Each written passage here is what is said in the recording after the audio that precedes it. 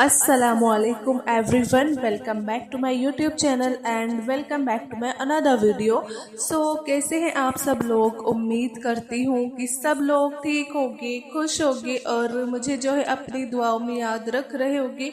मैं भी आप सबको हमेशा से अपनी दुआओं में याद रखती हूँ और आपके लिए दुआएं करती हूँ। आप सब भी प्लीज़ मेरे लिए दुआएं करिएगा। आज की इस वीडियो में मैं आपको ये बताऊंगी कि कौन से ऐसे लोग हैं जिनका जो निकाह है आलम अरवाह में हो चुका है। कुछ ऐसे लोग होते हैं जिनका निकाह जो होता है ना, वो पहले से ही आलम अरवाह में हो चुका होता है।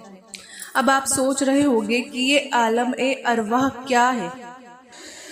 तो आलम अरवाह जो होता है ना, वो जहान है जहाँ तमाम जो रूह होती हैं, तमाम रूहें होती हैं, अपने जिस्मों में आने से पहले वहाँ पर मौजूद होती हैं।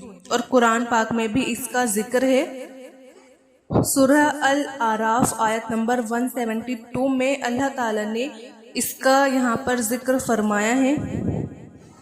तो फिर आपको पता है कि वो कौन से ऐसे लोग हैं जिनका जो निकाह है उस जहान में हो चुका है, यानी कि आलम अरवाह में हो चुका है।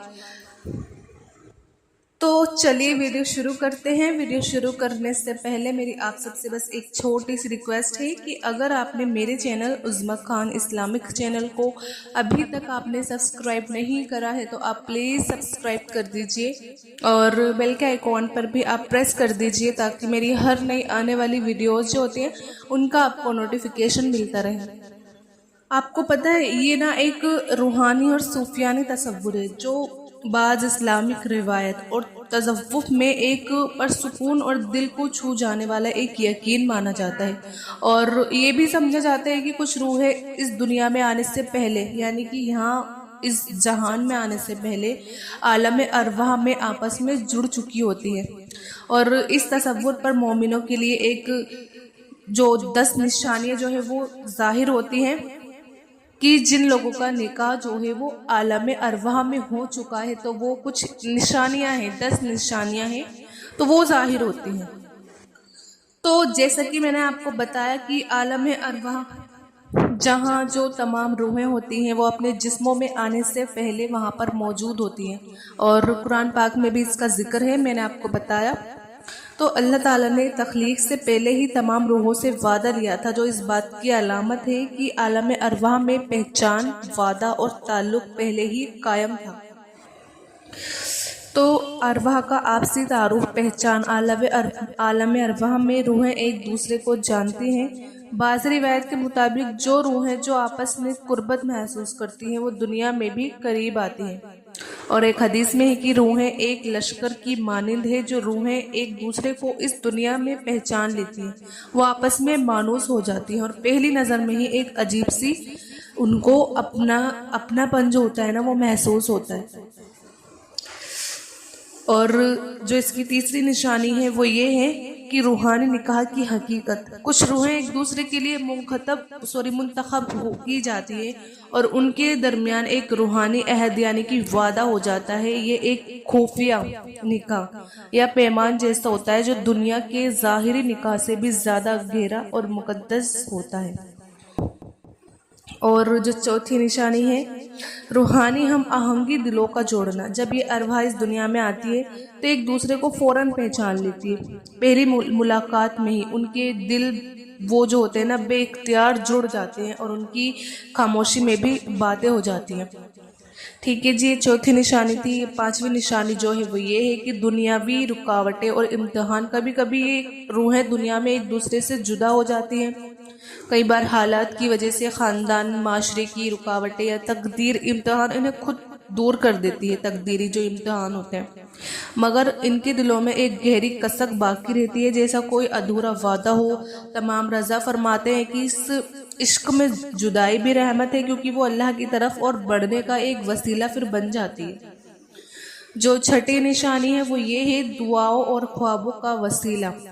ऐसी रूहें ख्वाबों में एक दूसरे को देखती हैं और दुआओं में भी एक दूसरे का जिक्र करती हैं और कोई रास्ता हमेशा कायम रहता है उनके लिए। और रूहानी ताल्लुक मादी दुनियावी फासलों से वो मुतासिर नहीं होता। جو ساتویں نشانی ہے وہ یہ ہے کہ اللہ کی طرف سے منتخب رشتہ، ایسا روحانی نکاح اکثر اللہ کی طرف سے ایک خاص مقصد کے لیے ہوتا ہے، چاہے وہ محبت ہو، ایمان میں اضافہ ہو یا کسی خاص مشن کی تکمیل ہو۔ اس رشتے میں برکت، سکون اور قلبی رضا شامل ہوتی ہے۔ اور جو اس کی 8ویں نشانی ہے وہ یہ ہے کہ عشق مزاجی سے عشق حقیقی تک صوفیہ کہتے ہیں کہ اگر دو ارواح ایک دوسرے سے محبت کرتی ہیں تو یہ عشق ایک مزاجی ہوتا ہے جو انسان کو خدا کے عشق کی طرف لے کر جاتا ہے۔ یوں یہ روحانی نکاح اللہ کے قرب کا ایک ذریعہ بن جاتا ہے۔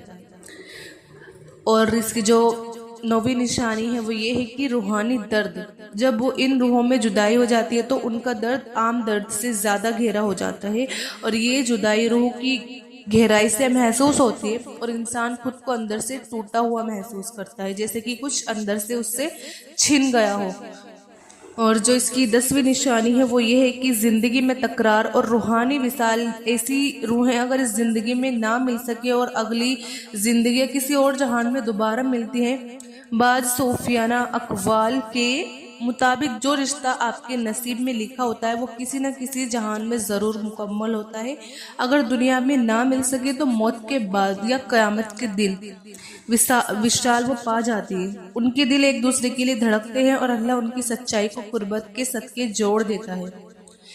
تو اس لیے بس آپ اپنے اللہ پر مکمل یقین رکھیں اور اپنے تمام معاملات اللہ کے حوالے کر دیں، اپنے سارے مسئلے اللہ کے سپرد کر دیں۔ جب آپ اپنی نیت پاک رکھتے ہیں اور اپنی کوششوں میں کوئی کمی نہیں چھوڑتے تو اللہ تعالیٰ تمہیں وہ روحیں بھی ملوا دیتا ہے جو عالم ارواح میں تم سے ملی تھی۔ اور آپ ایک چیز جو ہے نا وہ ہمیشہ یاد رکھنا، جو شخص اس دنیا کے بننے سے پہلے ہی تمہارا نصیب میں لکھا جا چکا ہوتا ہے نا، پھر وہ آپ کی دعاؤں سے مل جایا کرتا ہے۔ اگر آپ اس کو دعاؤں میں مانگتے ہیں، آپ کوششیں کرتے ہیں تو دنیا کی تمام مشکلات کو توڑ کر وہ تمہارے پاس آ جاتا ہے۔ اس لیے یقین رکھیں کہ جس کے ساتھ آپ کا تعلق روحانی ہے وہ کبھی نہیں ٹوٹے گا، وہ آپ کو ہر حال میں مل کر ہی رہے گا انشاءاللہ۔ اور ایک بات یقینی ہے کہ روحانی رشتے اللہ کی سب سے خاص نعمتوں میں سے ہیں۔ اگر آپ کو کبھی ایسا محسوس ہو، سمجھ لیجئے کہ آپ ایک نازک مگر مقدس امانت کی حصے دار ہیں۔ تو کیا آپ نے بھی کبھی کسی سے ملنے کے بعد ایک روحانی احساس آپ نے محسوس کیا ہے؟ کیا آپ کو بھی ایسا ریئلائز ہوا ہے کہ میں اس انسان سے یا میں پہلے کبھی مل چکا ہوں یا مل چکی ہوں؟ تو مجھے آپ کامنٹ میں ضرور بتائیے گا، اور اللہ سے اپنے لیے اور دوسروں کے لیے بھی دعا کرتے رہنا، کیونکہ پتہ نہیں اللہ پاک کب کس کی دعا قبول فرما لے اور کس کی دعا پر اللہ تعالیٰ قربان ہو جائے۔ میری اللہ تعالیٰ سے دعا ہے کہ اللہ تعالیٰ آپ سب کی تمام پریشانی اللہ تعالیٰ دور فرمائے، آپ کی جو منچاہی دعائیں ہیں وہ اللہ تعالیٰ آپ کے حق میں بہتر کر کے آپ کے لیے قبول فرما دے، اور آپ کی زندگی کو آپ کے نور سے، اپنے نور سے اللہ تعالیٰ روشن فرما دے۔ تو ایسے ہمیں اللہ سے دعا مانگنی چاہیے، اور ہمیں اللہ سے کسی بھی حال میں امید نہیں چھوڑنی چاہیے، چاہے ہم کتنی بھی سخت پریشانی میں ہوں، کتنی بھی سخت مشکل میں کیوں نہ ہوں، لیکن ہمیں اللہ سے امید، اللہ سے جو ہماری جو لو ہوتی ہے، جو ہمارا لگاؤ ہوتا ہے وہ کبھی نہیں چھوڑنی چاہیے، اور ہماری جو کوششیں ہیں وہ کنٹینیو رہنی چاہیے۔ اگر ہم کوشش نہیں کریں گے اور بس دعا مانگتے رہیں گے تو ایسا پاسبل نہیں ہے کہ ہماری دعائیں قبول ہو جائیں۔ تو اس کے لیے ہمیں کیا کرنا ہوگا؟ ہمیں ساتھ ہی کوشش کرنی ہوگی، ہمیں تہجد کے لیے اٹھنا پڑے گا، ہمیں اپنی نیندیں قربان کرنی پڑے گی، ہمیں بھی تو کچھ قربان کرنا پڑے گا نا، کچھ تو سیکریفائس کرنا پڑے گا ہمیں، تبھی تو اللہ ہماری جلدی سے دعائیں قبول کریں گے۔ اگر ہم اپنی نیند قربان نہیں کریں گے، تہجد میں نہیں اٹھیں گے تو پھر کیسے ہوگا؟ تو اس لیے آپ کوشش کریں کہ آپ تہجد میں اٹھیں، اپنی نیند قربان کریں اور اللہ کو منائیں، اللہ سے باتیں کریں اور اللہ سے اپنی ساری چیزیں، اپنی ساری مشکلیں جو ہیں وہ شیئر کر دیں۔ تو بس آج کی ویڈیو اتنی ہی، اور میری آپ سے ریکویسٹ ہے کہ آپ میرے لیے بھی دعائیں کریے گا پلیز، کہ اللہ تعالیٰ مجھے وہ چیز جلدی سے عطا کر دے جس کے لیے میں کافی سالوں سے اللہ سے دعا کر رہی ہوں، کیونکہ جب ہم ایک دوسرے کے لیے دعا کرتے ہیں تو اللہ تعالیٰ ضرور قبول فرماتے ہیں۔ تو بس آج کی ویڈیو اتنی ہی. آپ اس ویڈیو کو زیادہ سے زیادہ شیئر کریے ثواب کی نیت سے، اچھی نیت سے، اور ویڈیو کو آپ لائک بھی کریے. اور میرے چینل عظمیٰ خان اسلامک چینل کو آپ ضرور سبسکرائب کریے. ملتے ہیں پھر نیکسٹ ویڈیو میں ایک نئے ٹاپک کے ساتھ. جب تک اپنا خیال رکھیے گا. اللہ حافظ.